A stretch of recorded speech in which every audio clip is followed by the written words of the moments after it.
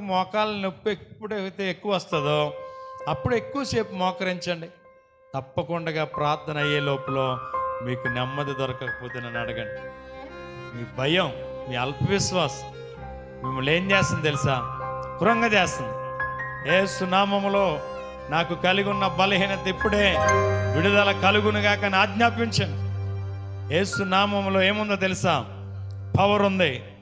నీ నామములో ఆ శక్తి లేకపోవచ్చు, నీ నామములో అంత గొప్పతనం లేకపోవచ్చు నీ పేరులో, కానీ యేసు నామములో ఏముందో తెలుసా? పవర్, శక్తి ఉంది యేసు నామములో. అన్ని నామముల కన్నా ఆయన నామం ఏ నామం అంట? పై నామము.